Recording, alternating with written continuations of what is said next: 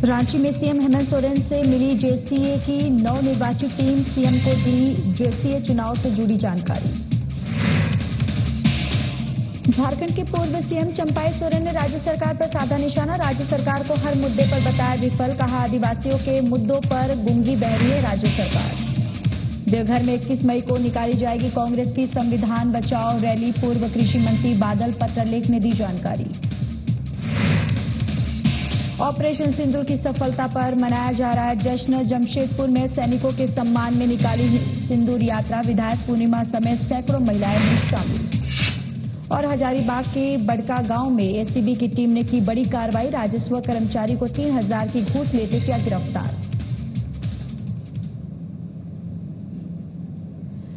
नमस्कार, बहुत स्वागत है आप सभी का। मैं हूं आपके साथ Jyoti Yadav. Jharkhand state cricket association यानी कि जेएससीए की नवनिर्वाचित टीम ने सोमवार को सीएम हेमंत सोरेन से उनके आवासीय कार्यालय में शिष्टाचार भेंट की और प्रतिनिधि मंडल में अध्यक्ष अजय नाथ शाहदेव, उपाध्यक्ष संजय पांड्या, सचिव और अंतर्राष्ट्रीय क्रिकेट सौरभ तिवारी, कोषाध्यक्ष अमिताभ घोष, मैनेजिंग कमेटी के सदस्य मिहिर प्रीतेश टोपो, रमेश कुमार, संजय जैन, रत्नेश कुमार सिंह और जिला प्रतिनिधि श्रीराम पुरी और उत्तम कुमार शामिल रहे।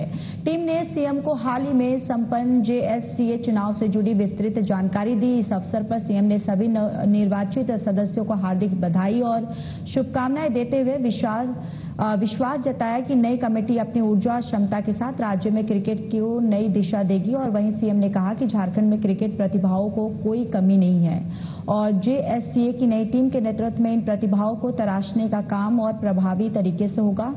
उन्होंने खिलाड़ियों के विकास और क्रिकेट इंफ्रास्ट्रक्चर के विस्तार में सरकार के पूर्ण सहयोग का आश्वासन भी दिया। इस मुलाकात को क्रिकेट प्रेमियों के लिए एक सकारात्मक संकेत माना जा रहा है, जहां प्रशासन और क्रिकेट संस्था मिलकर राज्य में खेल संस्कृति को और समृद्ध करने की दिशा में आगे बढ़ने को तत्पर है। झारखंड के पूर्व सीएम चंपाई सोरेन ने राज्य सरकार पर गंभीर आरोप लगाए हैं। कानून व्यवस्था और आदिवासी महिला सुरक्षा के मुद्दे पर राज्य सरकार को पूरी तरीके से विफल बताते हुए उन्होंने कहा कि क्या वोट बैंक के लिए सरकार रैपिस्ट को इनाम देगी। बोकारो की एक बहुत चर्चित घटना का जिक्र करते हुए उन्होंने कहा कि झारखंड के एक मंत्री ने जिस प्रकार उस जिहादी रैपिस्ट को विक्टिम साबित करने की कोशिश करते हुए उसे कांग्रेस नेता राहुल गांधी की ओर से 1 लाख, सीएम की ओर से 1 लाख और सरकार की तरफ से सहायता राशि और स्वास्थ्य विभाग में नौकरी देने की घोषणा की है, वो शर्मनाक है। वहीं उन्होंने आदिवासी अस्मिता और अस्तित्व को बचाने के लिए स्पेशल टास्क फोर्स बनाकर अविलंब बांग्लादेशी घुसपैठियों और रोहिंग्या की पहचान कर उन्हें होल्डिंग सेंटर भेजने का निर्देश राज्य सरकार को देना चाहिए। जब प्रमाण आ गया कि वो ईसाई धर्म ले चुके हैं तो कोर्ट भी बोल दिया कि आप जिस दिन अपने ईसाई धर्म अपना लिया उस दिन से आपका सुविधा ही समाप्त।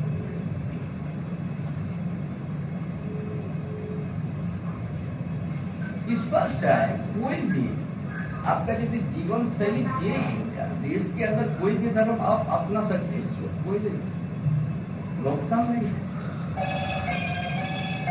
आराम से रहिए, आराम से मत। उसी तरह इस राज्य में भी बहुत सा ईसाई धर्म का जनप्रतिनिधि अपना उसका रिजर्वेशन का हक नहीं मिलना चाहिए, रिजर्वेशन नहीं मिलना चाहिए। इसीलिए राज्य के अंदर में झारखंड ये 25 साल पूरा होने जा गया। जिस उद्देश्य से झारखंड अलग राज्य को किया गया वो उद्देश्य भी वो उद्देश्य से भटक गया। आज क्या इस गठबंधन कांग्रेस की संविधान बचाओ रैली अब जिला स्तर पर निकाली जाएगी और इसी क्रम में देवघर जिले में 21 मई को रैली का आयोजन किया जाएगा। इसकी तैयारी को लेकर कांग्रेस कार्यालय में जिला कांग्रेस कमेटी की बैठक आयोजित की गई। बैठक के बाद प्रेस वार्ता में पूर्व मंत्री बादल ने कहा कि रैली की सफलता को लेकर हर बिंदु पर चर्चा की गई है और निर्णय हुआ है कि 21 मई को जिला स्तरीय निर्धारित संविधान बचाओ रैली और सभा को सफल बनाने के लिए पूरी तैयारी प्रारंभ कर दी गई है और जिले से लेकर पंचायत स्तर के पदाधिकारी और कार्यकर्ता इस रैली में भाग लेंगे। इसके लिए पार्टी नेता, पदाधिकारी और प्रखंड अध्यक्ष काम करना शुरू कर दे। वर्तमान में सभा स्थल के रूप में RN बोस लाइब्रेरी का चयन किया गया। जो पहलगाम में हमारे निर्दोष भाइयों की जो हत्या की गई, उनके महिलाओं के सामने उनके सुहाग को उजाड़ा गया। मैं तो यही कहना चाहूंगी कि इसके जवाबी कार्रवाई में हमारे यशस्वी प्रधानमंत्री नरेंद्र मोदी जी ने इस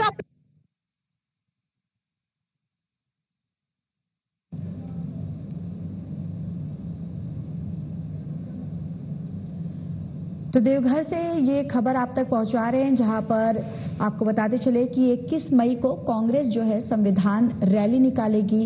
पूर्व कृषि मंत्री बादल पत्रलेख ने ये तमाम जानकारी जो है वो मीडिया के सामने प्रेस वार्ता में दी है। उन्होंने कहा है कि कांग्रेस की तरफ से संविधान बचाओ रैली जो है वो निकाली जाएगी और इसको लेकर बैठक जो है वो की गई है और उस बैठक में रैली को लेकर उसके शेड्यूल को लेकर तमाम बिंदुओं पर चर्चा की गई है और ये जानकारी उन्होंने प्रेस वार्ता के दौरान दी कि 21 मई को संविधान रैली कांग्रेस के द्वारा निकाली जाएगी।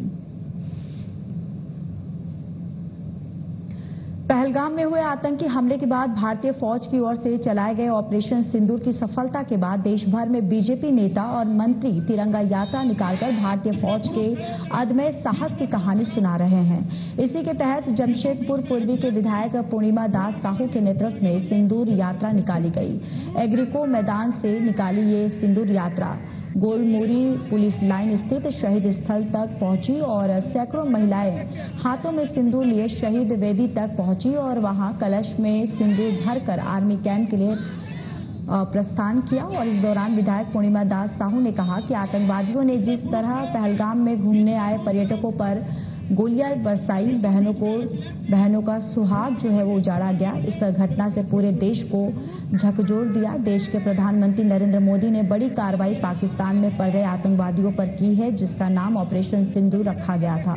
देश के भारतीय जवानों के सम्मान में ये कार्यक्रम आयोजित किया गया है।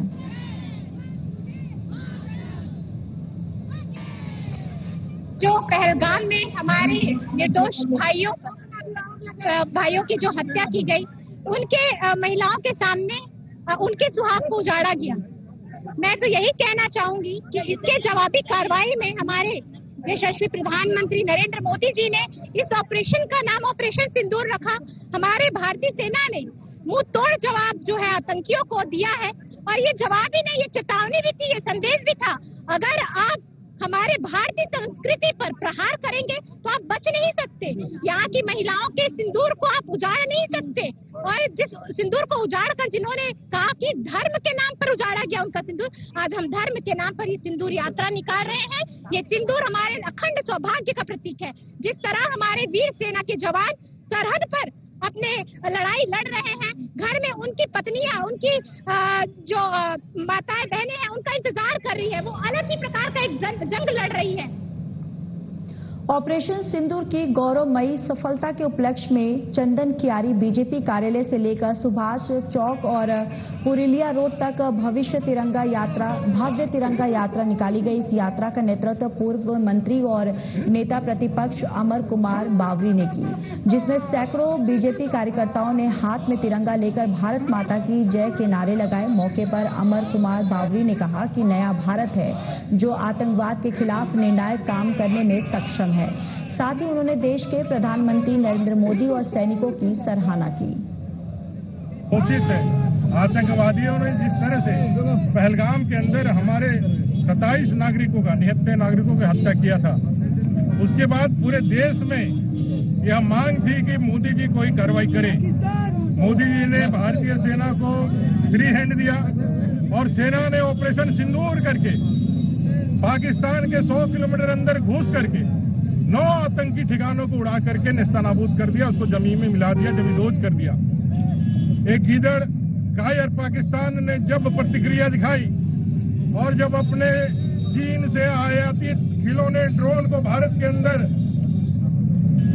डाल करके डराने का कोशिश किया, तो भारतीय सेना ने पाकिस्तान के 11 एयरबेसों को निशाना बना करके उसके सारे एयरबेसों को नेस्तनाबूद कर दिया।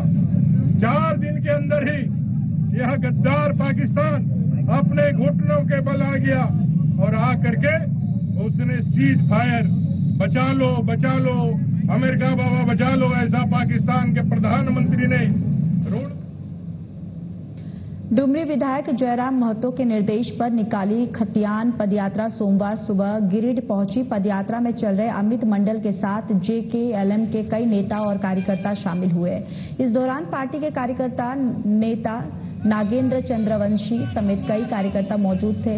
टावर चौक पर ही पदयात्रा का स्वागत हुआ, तो वहीं टावर चौक पर पार्टी के नेता अमित मंडल ने हेमंत सरकार का निशाना साधते हुए कहा कि माइका कारोबारों को खत्म करने में खास भूमिका हेमंत सरकार ने निभाई है और अब बॉक्साइट को खत्म करने की साजिश रची जा रही है और ऐसे में जेकेएलएम राज्य के युवाओं के लिए एक उम्मीद की किरण बनकर उभर रहा है।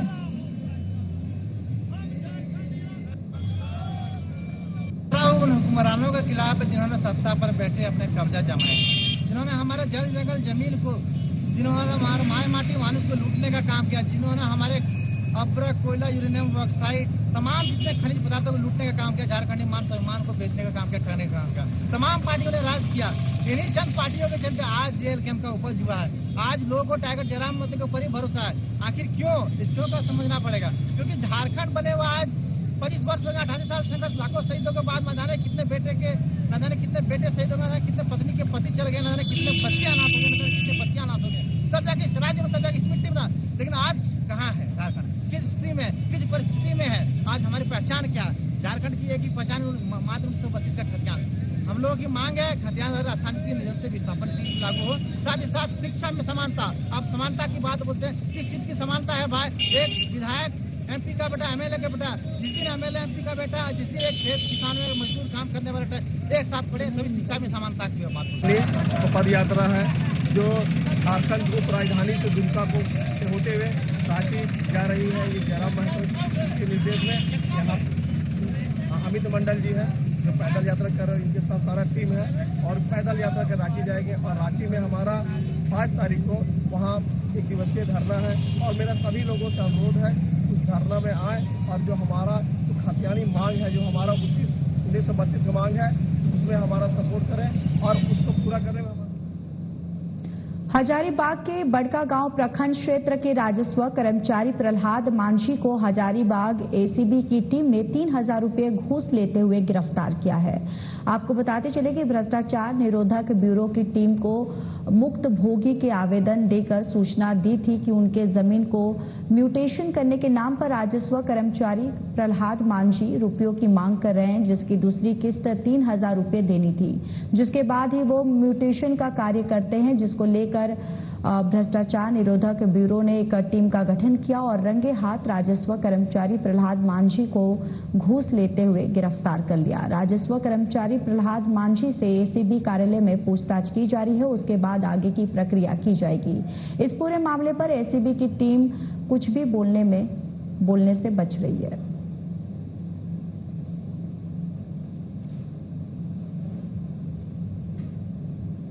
मोकामा रेलवे स्टेशन पर यात्री सुविधा बढ़ाने के लिए रेलवे परामर्शदात्री समिति की बैठक में सुझावों पर अमल करने का निर्णय लिया गया है। स्टेशन सभाकक्ष में परामर्शदात्री समिति के सदस्यों ने सफाई और बिजली व्यवस्था सुधारने की आवश्यकता पर जोर दिया। इससे पहले समिति के सदस्यों ने स्टेशन के सभी प्लेटफॉर्म का निरीक्षण कर यात्री सुविधा का जायजा लिया और सुधार की आवश्यकता पर संज्ञान लेने पर बल दिया है। मोकामा पूर्वी रेलवे गेट पर आरओबी निर्माण की स्वीकृति पर खुशी का इजहार भी किया गया।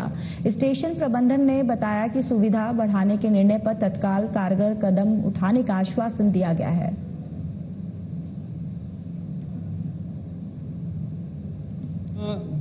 नागरिक का जो समस्या है, हम लोग घूम करके स्टेशन पर देखे साफ सफाई में कहीं कहीं कुछ त्रुटि है। महिला का जो प्रतीक्षालय है उसमें दरवाजा टूटा हुआ है और यहाँ एक पाथवे होना चाहिए जो विकलांग यात्रियों को एक प्लेटफॉर्म से दूसरे प्लेटफॉर्म पर ले जाने में सहायता हो। और पहले में भी परामर्शदात्री समिति के द्वारा कुछ प्रस्ताव दिया गया था जिसमें कुछ पूरा हुआ है और मोकामा स्टेशन को अमृत भारत स्टेशन का दर्जा मिला है और अमृत स्टेशन भारत का जो यहाँ जल्दी ही वो काम होने वाला है। आज रेलवे परामर्शदाता का बैठक हुआ। हम लोग आज इसी क्रम में सभी बड़े पदाधिकारी जिनसे जो संबंधित था, सफाई, बिजली, उनके बड़े पदाधिकारी के साथ 1 नंबर, 3 नंबर प्लेटफॉर्म, 4 नंबर सब जगह अपने ललंदा और भी जो सहयोगी थे, बैकुंठ झा जी, दिलीप जी, सब लोगों के राकेश जी के साथ सब घूमे और उसमें पाए कि प्लेटफॉर्म पर जो मूलभूत सुविधा होना चाहिए जिसके लिए बहुत बड़ा फंड की जरूरत नहीं है, वो बड़े पदाधिकारी जब चाहें करा सकते हैं क्योंकि मेंटेनेंस के रूप में बहुत कुछ आते रहता है और जो भी यात्रीगण है उसके वाजिब हकदार हैं उस सुविधा के लिए, उनको वो मिलना चाहिए और वो कुछ कमी पाया गया है। ज्यादा तो नहीं है लेकिन फिर भी छोटी समस्या है, उसको हम लोग ने ध्यान आकृष्ट करवाया है। आज रेल परामर्शदात्री की दूसरी बैठक हुई है, उसमें निम्नलिखित बिंदु पर ध्यान दिया गया है। हमारे रेल परामर्शदात्री और रेल के जितने भी अधिकारीगण थे सभी साथ में प्लेटफॉर्म संख्या 1, प्लेटफॉर्म संख्या 3 पर घूमे। उसमें कुछ कमियां पाया गया है, जैसे प्लेटफॉर्म संख्या 3 पर दिल्ली इंड और हावड़ा इंड में यूरिनल की व्यवस्था नहीं था। प्लेटफॉर्म संख्या 1 पर द्वितीय श्रेणी प्रतीक्षालय था, वहाँ बिजली की व्यवस्था और पंखे नहीं थे, उसमें भी गलती पर इशारा किया गया है। हालांकि तुरंत मैं आदेश दिया हूं कि बिजली और पंखा की व्यवस्था तत्काल 2 दिन के भीतर। कोडरमा जिले के डोमचांच में एक अवैध रूप से संचालित क्लिनिक में इलाज के दौरान 45 वर्षीय व्यक्ति की मौत हो जाने का मामला सामने आया है। मृतक की पहचान बहराडीह गांव निवासी छोटेलाल मेहता के रूप में हुई है। जानकारी के मुताबिक छोटेलाल को बाइक दुर्घटना में हल्की चोट लगी थी।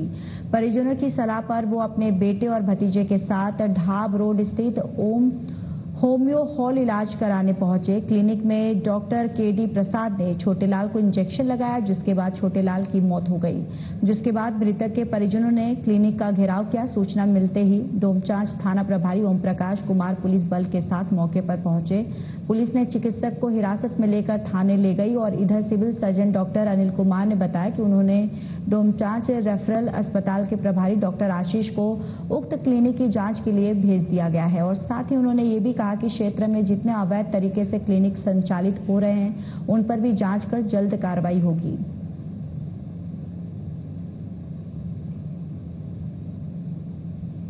प्रभारी को मैंने निर्देश दिया है कि आप जाकर देखिए, उसको मामले को देखिए। तो थाने में वो गए हुए हैं और थाना प्रभारी से मिलकर के सीओ से मिलकर के इसकी रिपोर्ट हमको देंगे, उसके बाद हम कार्रवाई करेंगे।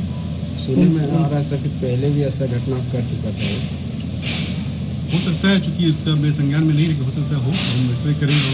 सिर्फ वहीं पे नहीं करेंगे, जितने इस इलाके में इस तरह के अवैध क्लिनिक चल रहे हैं उस पर हम लोग कार्रवाई करेंगे, दोबारा करेंगे। उनकी डिग्री वगैरह पर भी सवाल उठता है, जांच करके हम लोग करेंगे। उनका हम लोग जांच, अगर डिग्री नहीं होगा तो हम कार्रवाई करेंगे। होम्योपैथी के दुकान खोले हैं और एलोपैथी इंजेक्शन दे रहे हैं वगैरह, इस चीज को हम लोग इस पर कार्रवाई करेंगे। सरकार एक और ग्रामीणों को शुद्ध पेयजल उपलब्ध कराने के लिए कई योजनाओं के क्रियान्वयन का दावा करती है, तो वहीं दूसरी ओर कई गांव के ग्रामीण आज भी लंबी दूरी तय कर नदी का गंदा पानी पीने को विवश है। हम बात कर रहे हैं पाकुड़ की, जहां लिट्टीपाड़ा प्रखंड क्षेत्र में बहु जलापूर्ति योजना 9 वर्ष बीत जाने के बावजूद चालू नहीं हो पाई है। 2017 करोड़ की इस योजना को तत्कालीन रघुवर सरकार ने स्वीकृति दी थी और लिट्टीपाड़ा प्रखंड के पश्चिम क्षेत्र के कुंजबोना और दर्जनों गांव के लोग आज भी झरने, नाला और नदी का पानी पीते हैं। दूषित पानी पीकर यहां के लोग बीमार पड़ रहे हैं।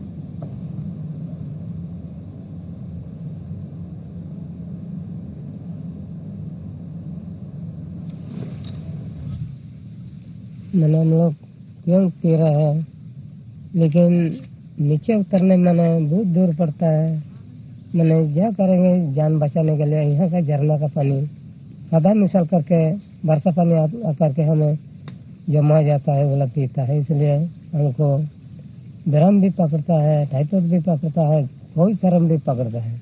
कैसे कहाँ से अच्छा पानी खा के हम बचाएंगे, इसलिए क्या करेंगे या पिएंगे पीते हैं। लेकिन देखो बहुत दिन से हम लोग गाँव में आता है, बोरिंग करेंगे यही करेंगे ऐसे कर ठीक करके देंगे, कोई आता नहीं, इसलिए क्या करेंगे जो भी पिएंगे जान बचाने के लिए, इससे सोच के हम पी रहे हैं। बहुत परेशान है, क्या करेंगे, बढ़िया अच्छा पानी तो नहीं पा रहा है, तो कहाँ से अच्छा बढ़िया पानी पिएंगे, इसलिए ही खद्दा मट्टी पी रहे हैं। जो भी था कर्म भी पकड़ता है, किया भी होता है, लेकिन पीता है। अभी हमको कौन नेताजी बन रहा है, वो लोग हमको अच्छे से बना के देना, इसलिए हम कोशिश कर रहे हैं। पी रहे करमटल पंचायती मुकेश्वर लोग जी देखता नहीं है, बहुत दिन से आते आते सब आता नहीं। अभी तो सब लोग को रुक दिया है, अभी तो आगे सब आया तो देखा नहीं पानी, सब तो गर्मी दिन आया फिर आके चला गया, बना गया तो बनते 3 साल जैसा बोला है, तो अभी तक बना नहीं है। फिर से गंदा पानी पी रहा है हम लोग का, रोड भी बनाएगा, बोरिंग करेंगे बोला, अभी तक बोरिंग नहीं किया है, तो जाएंगे अभी तो जाता नहीं, बहुत दिन से रुका पानी, रुकते अभी बरसा दिन में हो गया, तो बरसाने के बाद फिर गर्मी के दिन होगा, अभी तक नहीं हुआ। लखीसराय जिले के सूर्यागढ़ा थाना क्षेत्र के मानो गांव की एक महिला अपनी नाबालिग बेटी की बरामदगी को लेकर लगातार थाने के चक्कर लगा रही है, लेकिन पुलिस की ओर से कोई विशेष कार्रवाई नहीं की गई है। स्थानीय पुलिस की ओर से अपराधियों के खिलाफ कार्रवाई नहीं होता देख पीड़ित परिवार ने एसपी से बेटी की बरामदगी को लेकर गुहार लगाई। उन्होंने एसपी से गुहार लगाते हुए कहा कि अगर नामजद अभियुक्त को पकड़कर सख्ती से पूछताछ की जाए तो उनकी गायब हुई बेटी के बारे में पता चल जाएगा। तो वहीं इस संबंध में सूर्यागढ़ा थानाध्यक्ष भगवान राम ने कहा कि आईटी तकनीकी के तहत लापता बच्ची की खोजबीन जारी है, जल्द ही उसे ढूंढ लिया जाएगा।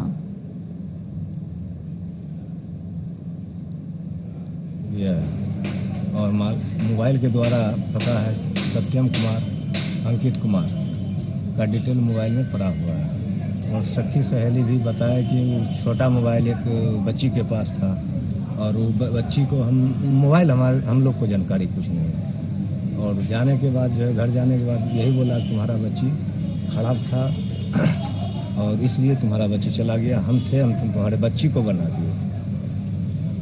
हम कार्यालय और थाना गुहार लगा रहे हैं, लेकिन अभी तक कोई अभियान प्रशासन नहीं किया। सर कुछ नहीं कार्रवाई कर रहा है सर लोग, बोलता है लड़की जब अच्छी होगा अमानत होगा तब हम इस पर कार्रवाई कर सकते हैं, नहीं तो नहीं कर सकते हैं। 6 महीना साल भरी लगे जाएगा, 8 महीना लग जाएगा।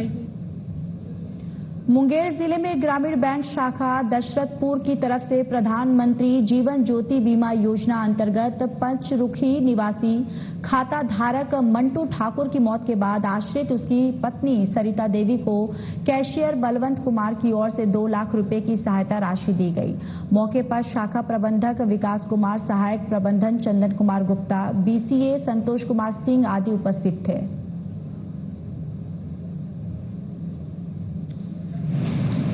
ये हमारे दक्षिण ग्रामीण बैंक शाखा दशरथपुर से प्रधानमंत्री जीवन ज्योति बीमा योजना किया गया था, जिसमें हर साल 436 रुपये कटता है, जिसके माध्यम से खाताधारी की मृत्यु के बाद 2 लाख रुपये उनके खाता में सरकार के द्वारा पैसा दिया जाता था। उसी मामले में इनका 2 लाख रुपये इनके पति का मृत्यु होने के बाद उनके खाते में 2 लाख रुपये की राशि को निर्धारित समय से पहले ही ये खाता में जमा किया गया। कटिहार जिले से एक दिल दहला देने वाली घटना सामने आई है, जिसने इंसानियत को शर्मसार कर दिया है। हसनगंज थाना क्षेत्र के जगन्नाथपुर पंचायत स्थित मदरसा रहमत आलम में पढ़ाने वाले 12 साल के पढ़ने वाले 12 साल के छात्र कौशर आलम के साथ क्रूरता की सारी हदें पार कर दी गई है। परिजन मोहम्मद अताउर और मोहम्मद गफ्फार का आरोप है कि मदरसे के हेड मौलवी परवेज आलम ने कौशर को सिर्फ इस वजह से बेरहमी से पीटा क्योंकि वो कुछ दिनों तक मदरसे नहीं आया था। यही नहीं, मौलवी पर आरोप है कि उसने कौशर के मुंह में जलती हुई माचिस की तीली डाल दी, जिससे बच्चा बुरी तरह से घायल हो गया और उसकी आवाज तक बंद हो गई है। घटना के बाद परिजन अब जब मदरसे पहुंचे तो उन्होंने कथित रूप से एक कमरे में बंद कर प्रताड़ित किया गया और बच्चे का इलाज अस्पताल में जारी है। परिजन सदमे में हैं और इंसाफ की गुहार लगा रहे हैं। तो वही हेड मौलवी परवेज आलम ने इस सभी आरोपों को सिरे से खारिज करते हुए कहा कि ये उन पर लगाया गया बेबुनियाद इल्जाम है। मामला सामने आने के बाद स्थानीय प्रशासन और पुलिस हरकत में आ गई। पीड़ित परिवार की शिकायत पर जांच शुरू कर दी गई है। बच्चे के एडमिशन के बाद जो है कई दिन के बाद हल्का फुल्का तबीयत खराब हुई, जिसकी वजह से जो है गार्जियन आया और छुट्टी मांगे। तब मैं कहा ठीक है ले जाइए, और उसके इलाज कराने के बाद जो है बच्चे को पहले की बात है, ये करीब महीना भर पहले की बात है। उसके बाद 15 दिन के बाद करीब बच्चे को पहुंचाए, और जिस दिन पहुंचाए उसके दूसरे दिन बच्चा भाग गए। फिर जाके ननिहाल में 2-4 दिन रुके, उसके बाद घर गया। क्या नाम था बच्चा? कौशर आलम। वो भाग गया जी, बच्चा भाग गया। उसके बाद फिर 10-12 दिन के बाद उसके गार्जियन लेकर आए फ्राइडे के दिन में। उस दिन मैं ड्यूटी में नहीं था, मुझे जानकारी हुआ कि भागे हुए बच्चे को लेकर आए हैं, तो क्या करना है। हम बोले कि गार्जियन से बताइए समझा के कि मौलवी साहब मारा है, पहले मौलवी साहब मारा है। उसके बाद हमको वहाँ से खबर किया, हम लोग गए, पापा हम 3 आदमी गए। कौन खबर किया? मेरा एक भांजा होगा, वो खबर किया कि ऐसा मारा है, आप लोग जल्दी आइए। हम लोग लेके गए उसको वहाँ पर मदरसा में गए। उसके बाद में जो है हम लोग को 3 रूम में बंद किया। रूम में बंद करने के बाद मेरा पापा को भी मारा है, हमको बहुत मारा, इस साइड में मारा है, पीछे हाथ में मारा है, ब्लड भी आया है। रूम में आधा घंटा तक बंद करके रखा है। उसके बाद बोला तुम जो करना है करो। आधा घंटा तक बंद कर रखा। पापा को बोले कि नमाज पढ़ने के लिए छोड़, बाहर कीजिए इसको। तब भी तो पापा को गला पकड़ के ऐसे बोल रहा है कि मारपीट किया। उसका क्या नाम? इसका मौलवी का नाम, हेड मौलवी का नाम है परवेज आलम। और मदरसा का जो सेक्रेटरी है अलाउद्दीन भी मेरा पापा को मारा है। दोनों मिल के मारा। बच्चा जब वहाँ से आया, शाम में लपट थप्पड़ किया। कौन किया लपट? परवेज आलम। कौन है परवेज आलम? हेड मौलवी है। चलिए, इस बुलेटिन में इतना ही। नमस्कार।